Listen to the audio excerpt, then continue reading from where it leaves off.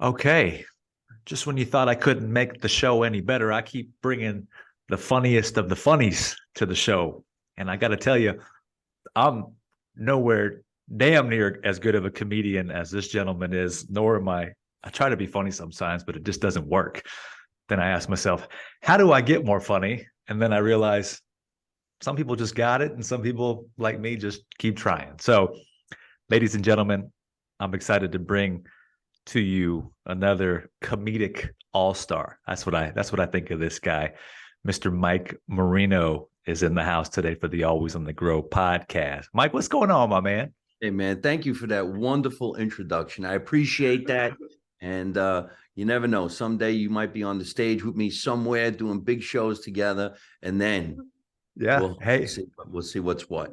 y'all heard that firsthand right here. He said it. So if that means if I go to work right now and I start learning how to become a comedian, look, man, I could just be your puppet. You could just like get me to say things, and we could go that route. But no, Actually, listen. comedy always comes from the truth. Whatever's real, whatever's going on in your life, So, that's the funny right there. so let's explore that right there. That's a perfect segue, man. Because I always have, people think that I come in here and I plan these things, and I'm like, no, man, I'm just naturally curious. So I start ripping, and then we'll just go with it. But since you said that right there, I think that's a fantastic place to start, which is comedy comes from the truth. So let's explore that, Mike, from your perspective, where you think people get more laughs, better laughs, just by being yourself, being real. Expand on that for us, because now I think it's going to get some people excited. Well, because if you make something up and it's not real, most people won't take the ride with you because it's going to be like, well, yeah, that's really not that cool. But if you talk about something that happened to you in your real life, Mm. somebody's going to go, oh my God, that happened to us the other day. And then they go, oh, it is kind of funny because they Yeah. relate to it. It could Yes. be food. It could be some kind of a baseball game, a football game. It could be a date. It could be going to the bathroom. It could be constipation. Anything that happens to a person for real is funny for everybody because they go, oh man, that happened to me.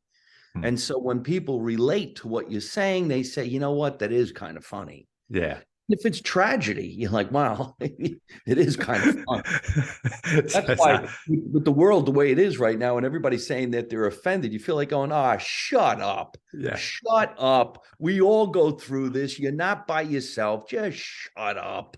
So true. So true. Let me ask you this, because so what's awesome about you, Mike, is you have a fantastic accent, right? And I think that adds to it. Yeah. In the context of that, keeping things in reality with the stuff that we go through that you just mentioned that makes it funny, how would you advise delivering these things? Is it kind of just in stride? You have to think about that. I know you've practiced this for generations now, so you're one of the best at it. But let's just say you're a newbie and you're just trying to be more funny, and you just kind of want to get out and start creating some more humor in the environment, in whatever environment you might be. Do you have a process, or would you tell somebody that, hey, if you're at the dinner table, just let it fly? Hey, what the hell? Who cares what they say to you? Or is there a way to identify an an approach, so to say, to be able to land it properly? Yes, because I believe, and in my case, the accent is just amplified from what again is real. Hmm. When I was a kid and I would travel from New Jersey to New York City to go on commercial auditions, I was the all American boy. I had thick blonde hair, I had blue eyes. All I ever had to do was just say, hey, apple pie, and I'd get on television. But I had an accent from New Jersey. So people in Manhattan who speak clearly said, you're never going to work. You sound like you're from New Jersey, and that's just never going to work. And they might have been right to a certain extent Hmm. because I'm never going to be the guy who's going to say, hey, why don't you buy some Huggies diapers? Because I wasn't that guy. But I took my accent and made it even thicker because I wanted to rebel against what those people said to me. And when I started doing stand up, people started going, it's really funny the way you sound. So I was kind of like, well, I guess the people in the city were wrong because it's working in this area. Hmm. then you become more of yourself. You Mhm. become more of yourself. So when people bought me to be a spokesperson for products, I didn't have to change. I was just me. And I picked up their product and say, hey, you want some soap? This is the best soap. You hear me? You listen to me. Get this soap. You want soap? You want to be clean? This is what you use. That's right. And I didn't have to change. Mm. Whereas the other people would have been preferring me to go, soap, it's just so good for you. Would you Mm. like to be clean? How are your hands? Whereas normally I would say hands. So I'm kind of cool with everything the way it worked out now, and I'm very happy. But those are things to consider and think about, especially in showbiz. Sure, makes sense, man. So you mentioned the fact that you started early. Were you picked early in a process or a lottery? And I joke when I say lottery, or even in your own decision that that route entertainment was going to be what it was for you, or was it just a hey, I got a little talent here, I'm gonna go try, audition for this thing? I get very curious about the genesis of the story and some of those ups and downs one goes to, but also very importantly, like what got you into that whole arena in the first place? If you wouldn't mind taking us back down that route a little bit, man, I'll take us on a journey back in the life of Mike Marino. Well, when I was born from an Italian family, and I had two brothers, one older, one younger. And all I ever wanted to be was an entertainer from a very, very young age. Hmm. And when I was about maybe 5, 6 years old, I started impersonating TV commercials. I started to think, what if I could do that? And then I started impersonating people like Rodney Dangerfield and George Carlin.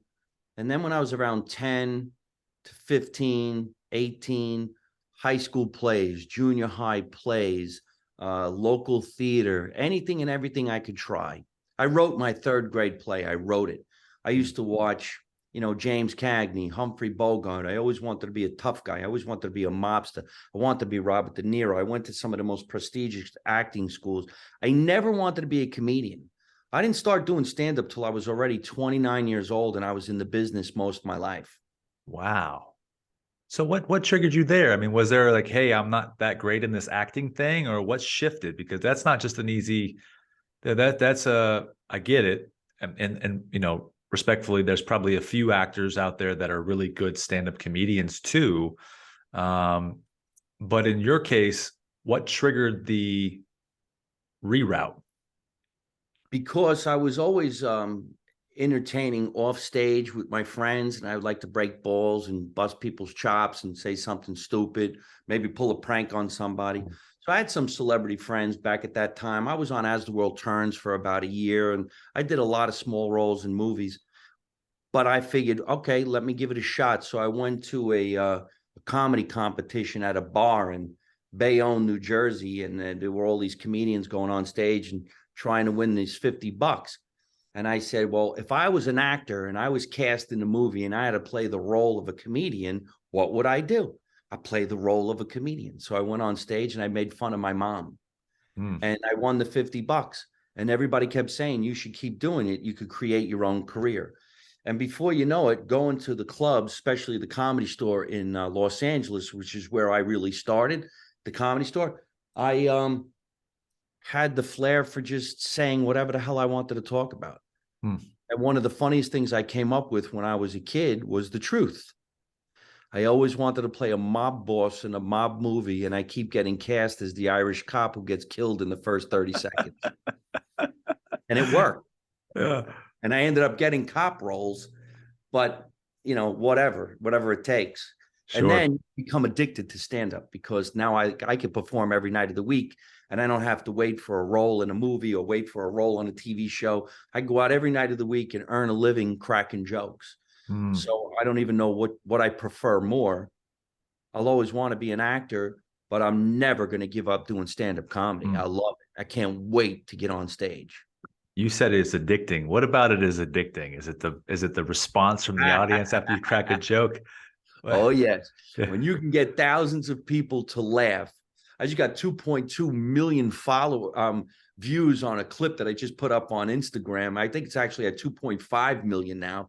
When you get that many people watching one joke, I mean, come on, it's better than any marijuana you're going to smoke, any drug you're going to do, any food you're going to eat, any sexual experience you're ever going to have. No way. You perform in front of a couple thousand people and they're screaming. That is euphoria, baby. Mm-hmm. Yeah, man. Hey, I don't doubt it one bit. And I think that is why artists and musicians, whether they're in stadiums or they're on stages and they're doing their God-given gift, are so revered, because it's like, wow, look at that, right? Check that out. How about this? How about when a joke flops and they don't laugh? How do you handle that?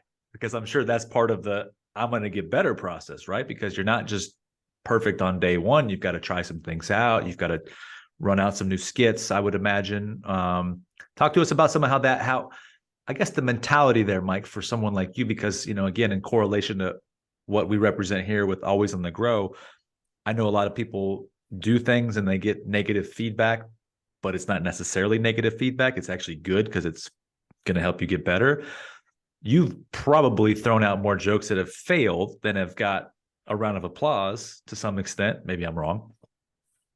But in your mindset, how have you bounced back from, a dismal type of a performance or something that didn't go your way?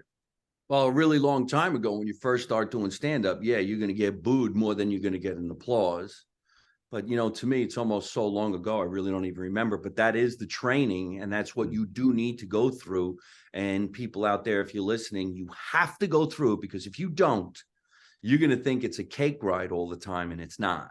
Mm. Now, where I am in my career right now, if I do some new material and it doesn't work, where I'm at a club performing and I'm trying to work it out, I'll just bring out something in my tool belt and make it up for it and switch it. But at least I know what I rehearsed is not going to work the next night. Sure. However, sometimes new jokes, when they flop, get even bigger laughs, because the people know you're trying something new and you acknowledge the fact that, well, that sucked. Right. Yeah. And that's okay. See, I'm doing characters on stage now, and it's not easy. So not everybody's used to seeing me do that. And well, you could see it on the internet, but most people have never seen it live. So the other night I threw on a wig and I do this character, and her name is Michelle. And you're really supposed to wonder, is it a girl? Is it not a girl? Is it me? Is it not me? Who is it? Why did I do it? I did it on a chance because I could do it. Mm-hmm. And I like the fact that I can actually do a character and I can confuse people.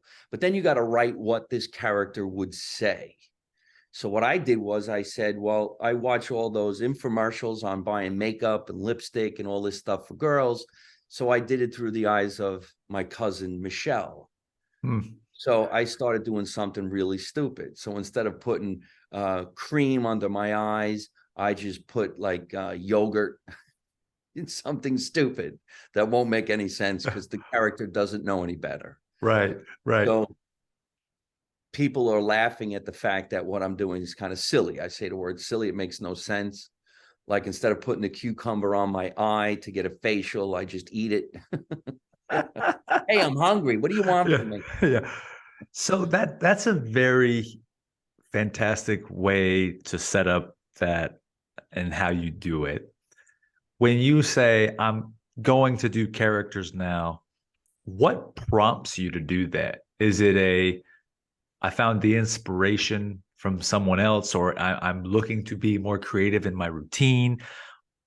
Obviously, how do you source these, I would say, future versions of your approach on stage to go in that direction? Because I think that's important, because people, they get a prompt or they hear something inside their head, or, download from the man above, and they're like, oh, that sounds good. Let me do that. I'm curious your approach, and because I think, in parallel, other people are listening that they say, oh, that's a really unique idea. Maybe I could apply that to my business, or maybe I could apply that to my relationship, or maybe to my dating, or whatever that might be. Right. So for you, the discovery of that, what does that look like for you? Well, I tried coming up with the characters because I was always a fan of the Martin Lawrence show, and he used to do Shanae, and he would do the other characters, the karate guy and Jerome, and he did them so well that you actually could fall in love with the characters. more Mhm. than what he does. Right. I first started doing stand-up. I did impersonate my uncle, who was in his 80s, and he said the funniest stuff. So I'm back to doing Uncle Tommy, which is an old man. I'm doing my Stone character, which is Mooney, who is always supposedly high, and his biggest concern is, are there any waves, and is he going to go surfing? And then Michelle was like an alter ego. I didn't do it before this big boom of, let's say, people doing transitioning and non-binary. I was already doing this stuff. So who knows what anybody's going to say? But then again, this is about me, and not everybody needs to come and like this stuff. I'm doing what I'm doing. It's Right. fun. I actually did a joke that was that ended up going viral on the internet, and I wasn't dressed like Michelle, but I put it in her act now, and I think it's fun. So Sure. last night I was actually working out my character Mooney, and I did this stand-up routine about smoking marijuana and what it's really good for and how it makes you eat and digest. But I dressed up with a blonde wig, some nose cream, and some sunglasses, and I just kept going, dude, you got to do it.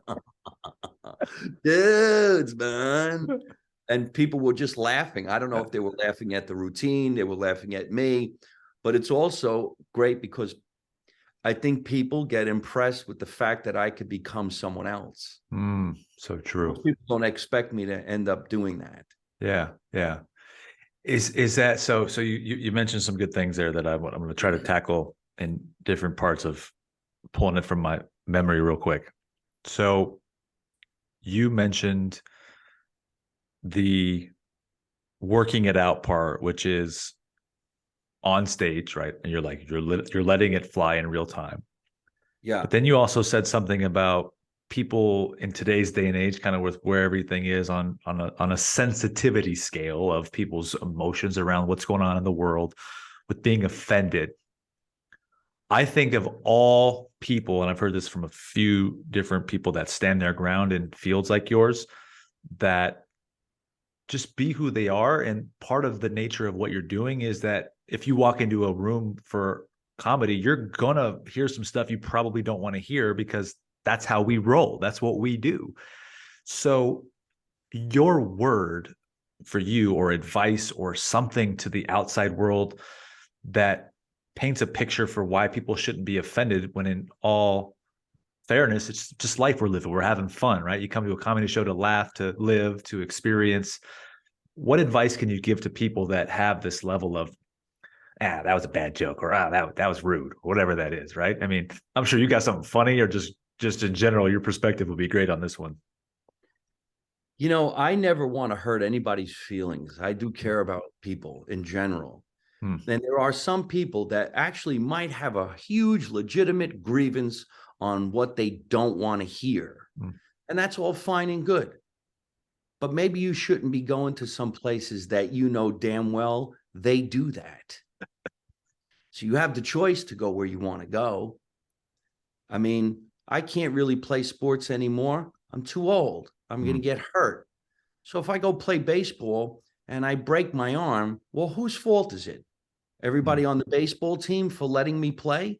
Or is it my fault for going? I knew I would get hurt. Yeah. So it kind of could be the same thing. Now, everybody wants to be sensitive to somebody else's feelings. You don't want to hurt anybody. You live your life the way you live your life. That's cool. As long as you're not hurting anybody, we're all good. Yeah. But wait a minute now. I came up with a certain generation where we had a thing called the dozens, and it was making fun of people. And we wanted to play. And if there's not a difference between people, then wouldn't it all be boring? So true. Boring. Yeah. So I could very easily say to somebody, I can't believe you asked me if I want to go out and have pasta. What do you think? Only Italians eat pasta? You think because I'm Italian, that's all I ever had? I'm really offended. What are you going to say next? Did I want a slice of pizza? And I would be like, I mean, that's ridiculous. Yeah. But is it? Because that's what they do. Right. Now, I'm not offended. I think it's funny. We do eat macaroni all the time. We do eat pizza all the time. I love it. It's delicious. However, if somebody said to me, do you want to go out and have Italian food? I go, no, I can get that where I live. Let's go get some Asian food. That's a little bit more fun for me. I actually like Greek food. Let's go get some Greek food. Yeah. Now, are people going to be offended by that in the future? He doesn't even eat Italian food. Now he wants Greek. So when do you draw the line? Right. Yeah. As far as I'm concerned, the line's drawn at the door. Don't come in. Yes, absolutely. Don't Absolutely. come in. Yeah. There's some people who are on the impression that they're supposed to be offended. You're not. Come and laugh a little bit. Like, I never make fun of anybody who would be made fun of by strangers walking on the street when they see them. I'm saying none of that. My act is about me and my life and the way I see things. So technically, nobody really should get offended because what do you got to do with my life? It's about me. Right. That's a I'm great sure point. there's some people. I got this video that just went viral. It's at 2.5 million views. We did it about maybe 10 to 15 years ago. Wow. During a talk show time. Osama bin Laden was alive, and it was about going to whack Osama bin Laden. And there's millions of comments that make no sense whatsoever. And people are actually yelling and screaming at each other's comments. Has nothing to do with me. And I'm like, well, okay, let it rip, because look at the numbers. So some people are saying things like, this guy should do his research. Mussolini never would be president in the United States. And I'm like, what? They didn't say anything anywhere near that. But somebody dreamt it. So I just laugh. Yeah. I mean, I think that's a very healthy place to be, where you are not offended and you just take it. You know, it's like if somebody came around and called me a brown, whatever you want to call, border crosser, I'd be like, that's fantastic. Good for you. Right. I think there's a healthy necessity of today. And I think that comedy does a fantastic job of challenging that narrative, because we need it. And in those environments where people are showing up all the time and saying, hey, why'd you say that? It's like, well, like you said, check yourself at the door. That being said, I think about you, and I think about your years in the industry, in the business. What parallels, because I always think about this. I always think about, like, I feel like I'm in an industry where we follow these development processes and personal growth and this goal setting, and there's just these different processes we put in place. Then I think entertainers, and I don't necessarily, live in the entertainer's life, and I'm wondering if they apply some of these same principles to their daily processes of life, versus sometimes I feel like comedians just like to hang back and be funny, man. And that's like, they live on that and they can show up and be funny. My question to you, Mike, is there some sort of an integration into your day-to-day entertainer's life and also into your personal progress and development as far as that profession is concerned? Do they match and marry, or do you set aside time sort of independently? Like, how do you put those two together? I think, unfortunately for me, I eat, sleep, and drink showbiz. It's on my mind 24/7. I really wish I had a time in my day where I'd say, well, I don't have to work now and don't think about it. But show business is not 9 to 5. It's 24/7. You never know what's going to happen. My phone is ringing 3 times right now asking me questions about futuristic shows. That could be from anywhere from, do you want this flight? Do you want that room? Do you want this car to rent? Are you okay with this pay? Do you want that pay? Do you have pictures you could send us? We're doing advertising. It's constant. And then we deal with agents and managers, and you wonder, are they doing the right thing? Are they behind you 100%? Is it just an insecurity? Did I get the part in that movie? I'd rather do a movie. Should I do a show? What should I think about that? It could drive yourself nuts. Right. I mean, I also make videos too, like everybody else. And the series that I like the most is the G.I. Giovanni series, when I'm playing with my G.I. Joe dolls from the 1960s. And I think it's so silly and funny that I would think that would be in the millions of views. whereas I have something else in millions of views, and that one's not where I had hoped it would be. It's just crazy. Mm-hmm. Mm-hmm. I'm glad you said a word in there that triggered my thought there. Insecure. I think you're a respectful man, and you're in the show business, and you eat, sleep, and SHI asterisk asterisk, or drink, sleep, all that good stuff.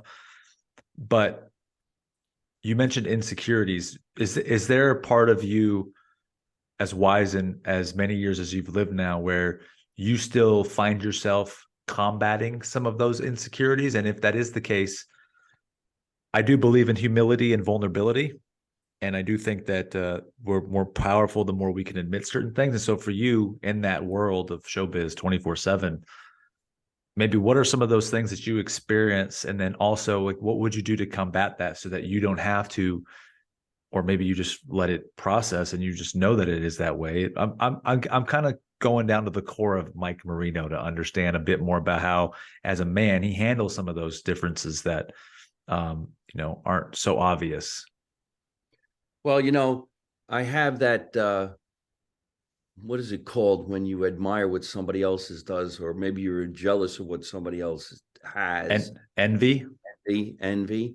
Mm-hmm. So I don't know if that's a good thing or a bad thing. Does it ignite you into trying harder?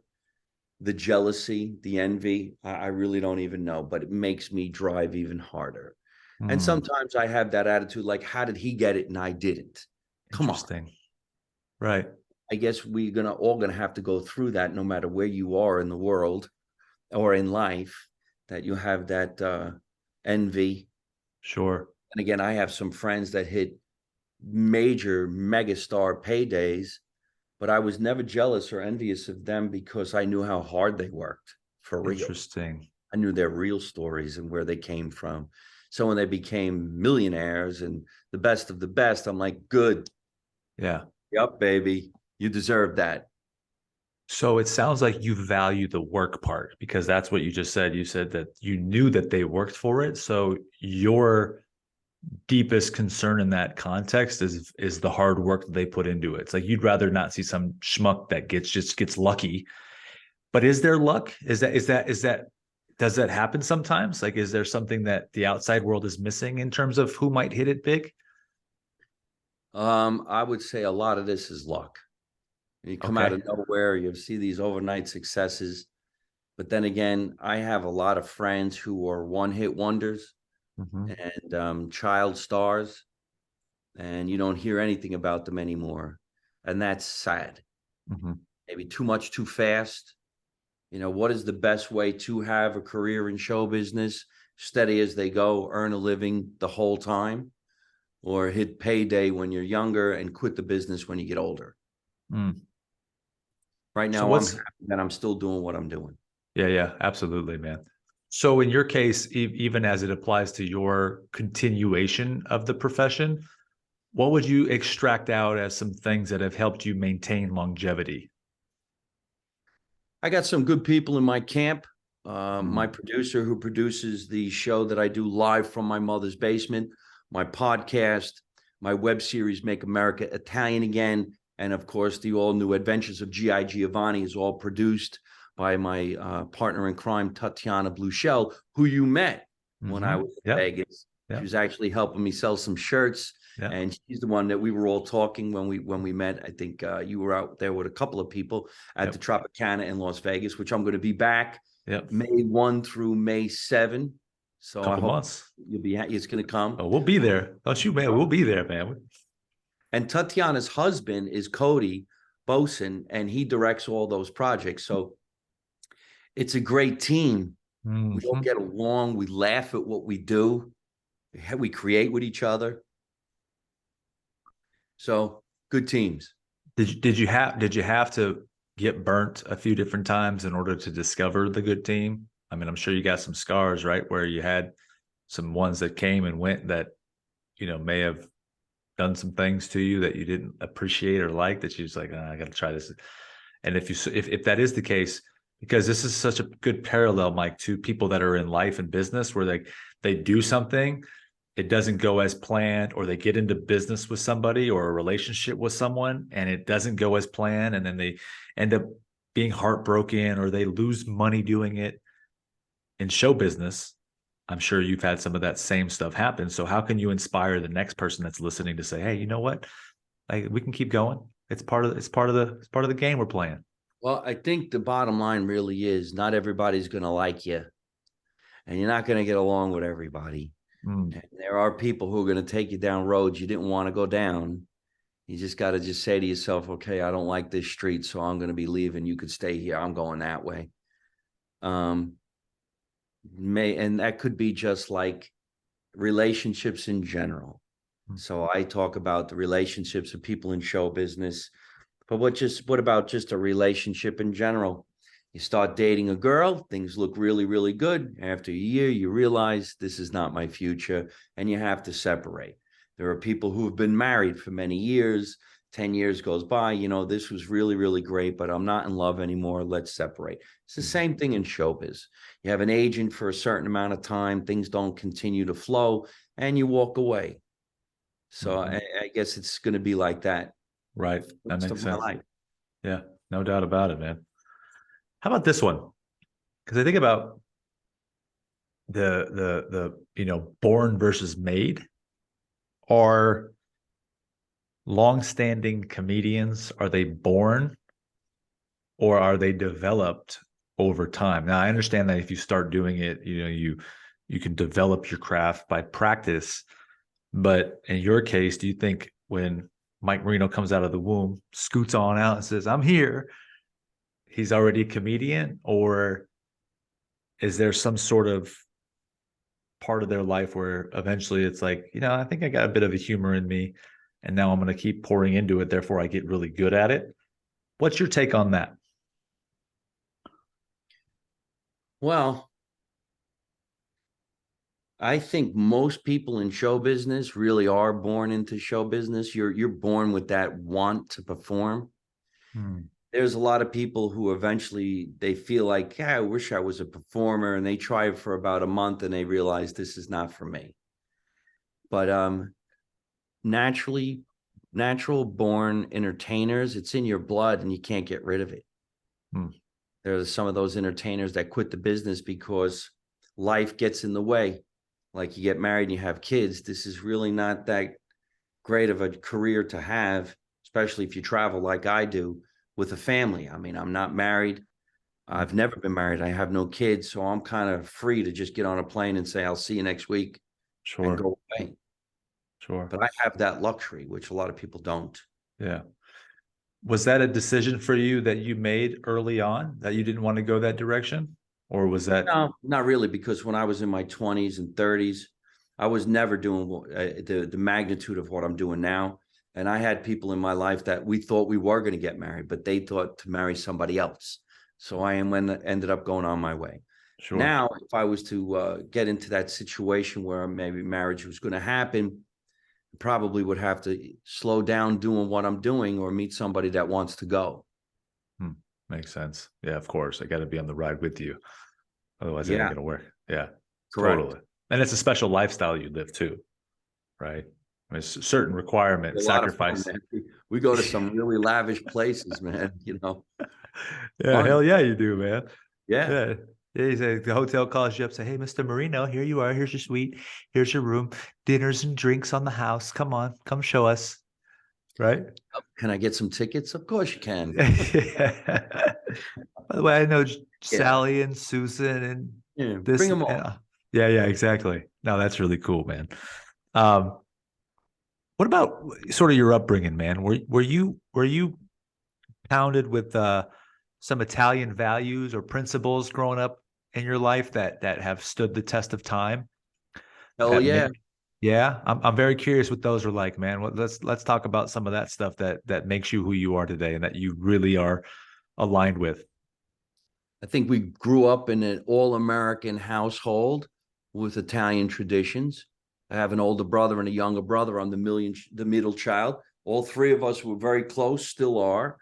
And mom and dad were always together and always very strict. You know, you come home when the street light comes on, and you didn't screw around. You were nice to everybody, helped the neighbors, senior citizen, helped them cross the road. You know, you had a hello for everybody. You showed up at somebody's house, you brought something to give them. You can't show up empty-handed. If you don't have anything nice to say to somebody, don't say anything at all. All the way things should be, actually. Yeah. Yeah. Interesting how that works, right? It's the way it should be, yet for some reason, it's the virtues that have gone out the window. It's like, where the hell did all those things go? I find this very interesting, Mike, that you have this sort of warm-heartedness and these Italian roots that are rooted in what you just mentioned. I'm ask you what I think is a tough question around you, because it goes back to what we just said before on the sort of the comment around the hotels or the venues or the producers of the show is giving you what you want. In your case, I think there's a delicacy between becoming more famous and recognized and having, in essence, the wand to get what you want, and that potentially getting too much caught up in the ego, where it's like, look at me, I'm so and so, and I can do whatever the hell I want, get whatever I want. And for you, how have you accepted that part of your life where, yes, you get what you want because you're famous in the comedy world and those things work for you, but also remain that same humble, Italian rooted street guy that, has these values and principles that, your mother and father instilled into you? I don't know. I think it's just always going to be there. And I am very humble, and I think I always would be. No matter how high I climb, I'm never going to change. I'm stuck. This is the way I am. This is who I am. And I get questions all the time like, wow, man, you just walk out in public? And I go, well, yeah, why wouldn't I? Oh, don't you have any security? And like, oh, yeah. No, I didn't think of that, because I don't think of myself as this super famous guy. A couple of days ago, I got on a plane. And when I got on a plane, you walk by first class, So I'm walking by first class, and some guy goes, ain't you sitting here with us? And I says, no, I'm in the back. And he goes, wow, really? Now, I don't know really why the guy's talking to me like that. You just assume he thinks God knows what I get. And I'm getting recognized. Then I walk further in the plane, and some guy goes, I follow you, man. You're the best. I'm like, hey, thanks. Appreciate that. Then another guy goes, please tell me you are sitting in this chair. And I sat down. I go, yeah. He goes, this is unbelievable. I can't believe this. And he starts calling a friend. And I'm laughing. Yeah. He calls his friend. He goes, I'm sitting next to Mike Marino. I'm like, how you doing? How you doing? And then some other lady, before you know it, 15 people on the plane just started applauding. Unbelievable. And I'm sitting in a regular seat. So the guy next to me said, he goes, don't you get to sit in first class? And I go, sometimes I do. And sometimes I sit in business class. Sometimes I sit on the wing. Sometimes I sit by the bathroom. I don't care. Interesting. I go, the bottom line is, somebody paid me to be on the plane to go where I'm going. That's high enough. Sure. Yeah. Expenses Look at pay. You're all so happy that I'm sitting here. Now, if I had an attitude like I'm too good for these people, they probably would never watch me again. Interesting perspective. Yeah. So true. Plus, I think it's funny, because I really don't think in my head, oh, I'm a superstar, I better watch where I'm going. I better put on my dark glasses. I just walk right out. Hey, what are we doing? And I enjoy that. Yeah. Made some friends, and they all bought tickets to the show. That's fantastic. No, I think that's a hope for, just in general. I think irregardless, especially today, social media is different tools. You can get a little bit of a following going, and then, they think they're Brad Pitt and they don't need to talk to anybody, and they can turn a cold shoulder. That's a really good story, man.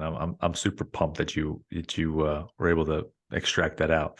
What is the conversation like between you and the guy on the plane that sits next to each other? Do you like crack him with jokes the whole time, or does he bother you or try to like have a conversation with you? Yeah, he wanted to talk and ask questions and what's it like? Where do you go? And I have a friend, we play you all the time, we impersonate you all the time. My friend thinks he's you. He thinks he does the best impersonation of you. And I'm like, oh yeah, well, call him on the phone right now. I want to see this. So he picked him up on the phone and he's looking at me and I'm like, do me. Come on, do me.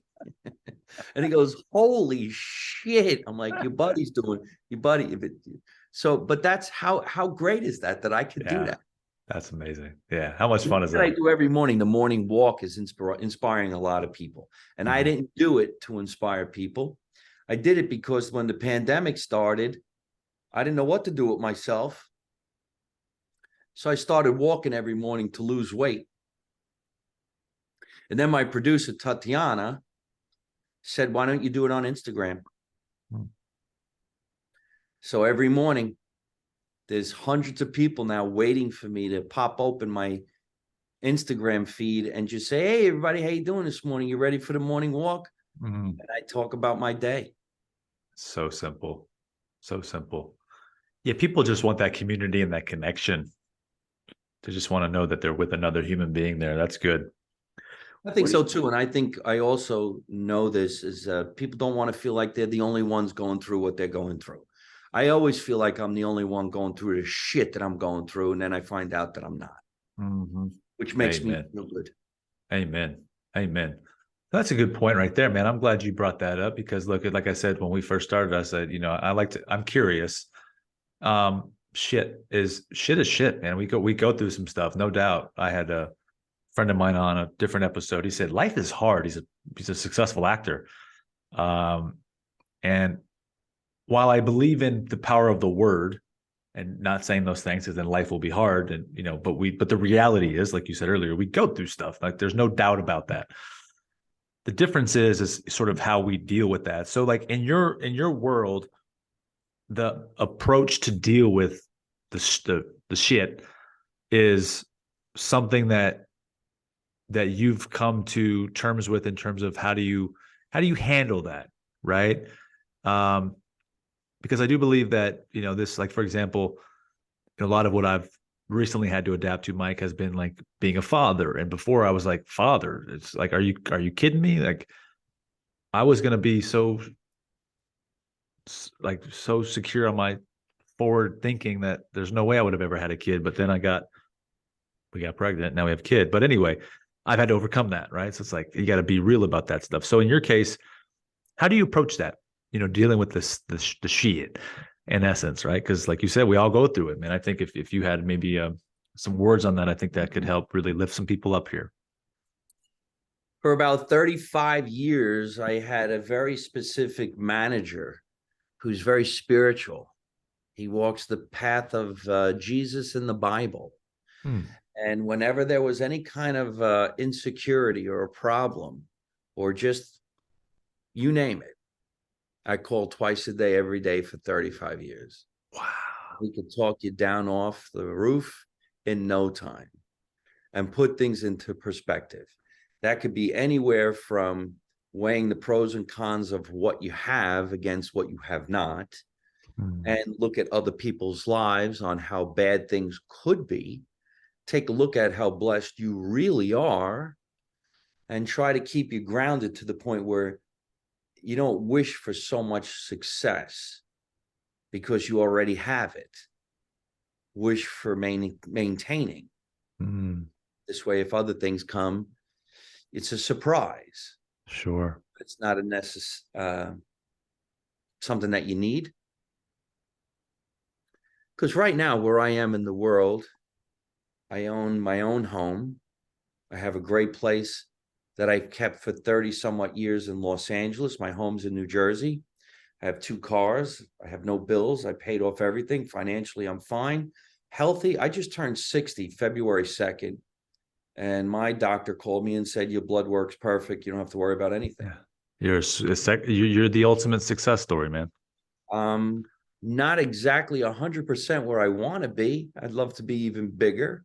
Hopefully, I'll climb even higher. Hopefully, I won't be so jealous of some other guys. I wished I was where they are. But maybe if I knew them, they would say, I wished I was even bigger. Hmm. So then the want for what we do is always there with everyone, no matter what. Yeah. But I Oh, don't, and I know I wake up every day, I'm all right. that's deep. That's really good, man.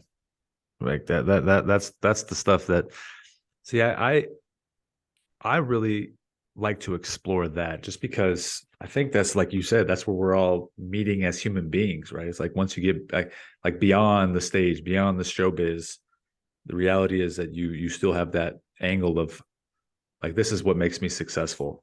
The fact that you have those things.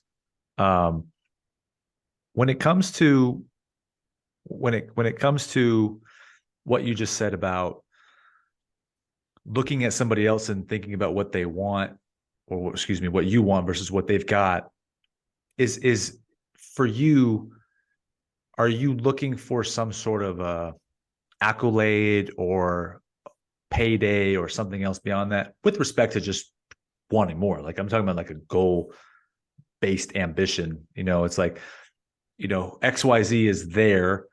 Um, I'm not there yet, so therefore I aspire and work towards that. It's like for you, is it involved in I'm trying to accomplish something that is just like a personal quest, or is it because you have some other driver that's making you want to go for that type of thing? I mean, what is that for you? I don't know. Maybe it's just the drive within that I can't stop. I Hmm. mean, I'd love to be an A-lister. I'd love to be an Oscar winner. I've been practicing my speech for an Oscar since I'm 5 years old. But I don't have to have the awards. I don't have to be considered an A-lister.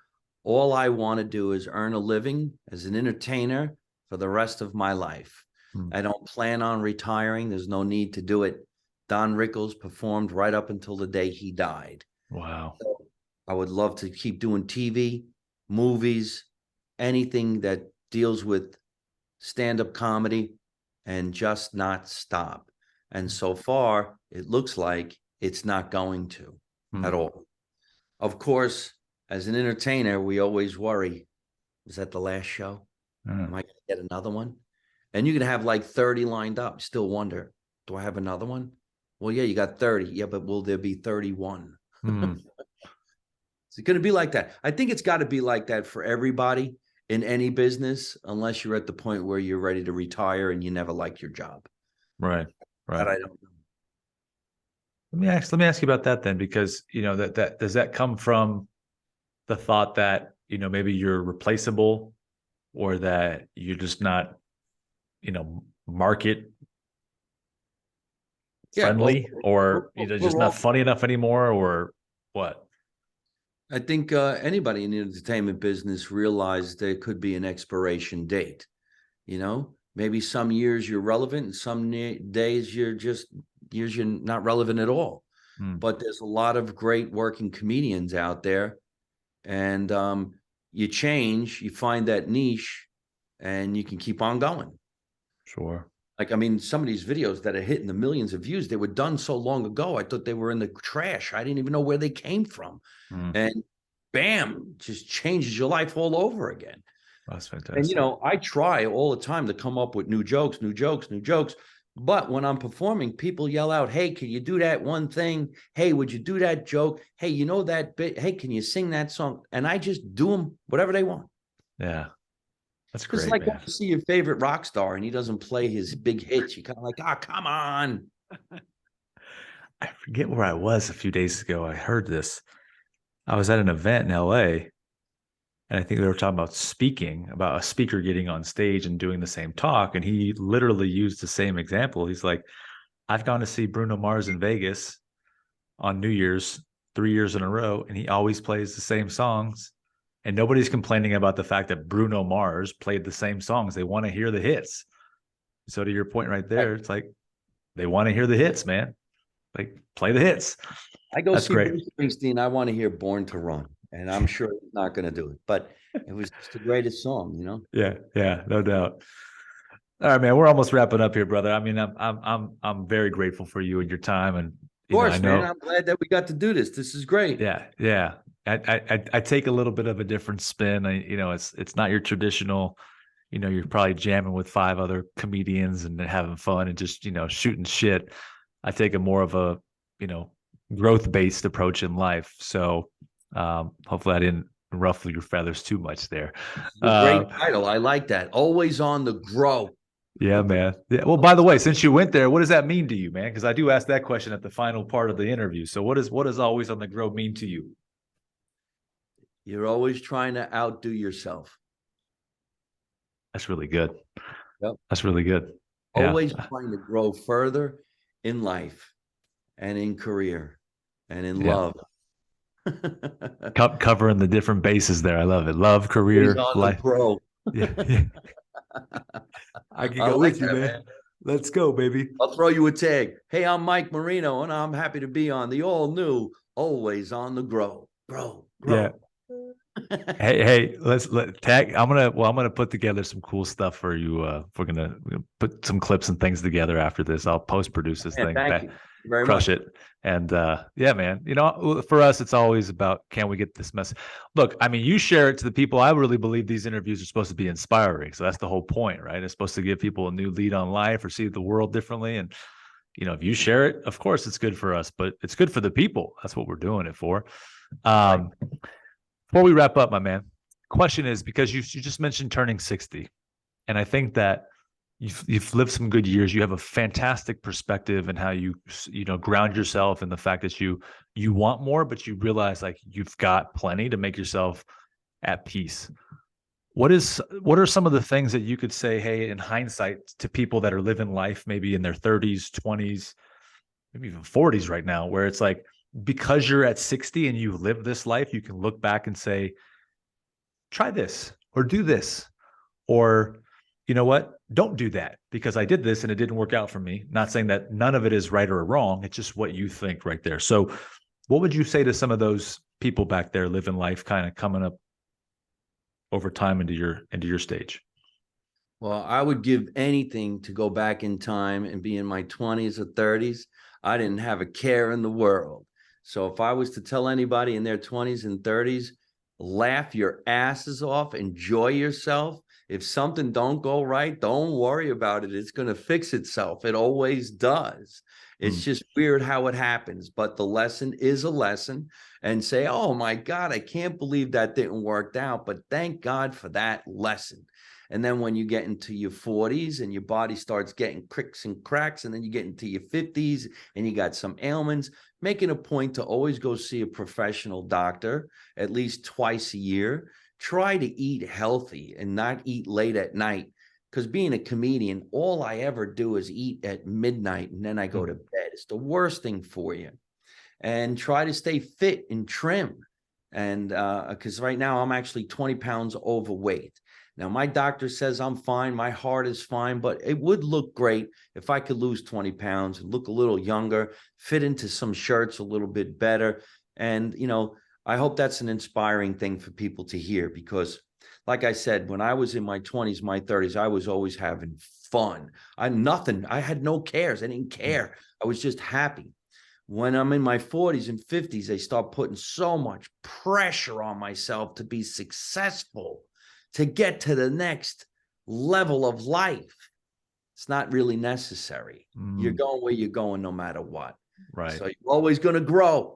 Yeah, my man. Hey, thank you for saying it that way. I think you put a precedence on taking care of your health, right? Which I think is critical, and I don't think enough people consider that in today's day and age. Some do, some don't. More could. We need more. Tell us where we can find you, and then I'm going to put you in the hot seat, man. I want you to ride us out of here with some joke or a good joke, man. Whatever, however long it takes you. It could be 5-minute joke, 2-minute, 30-second joke. But imagine like we're an audience. You can give us something you got, man, that you think super funny.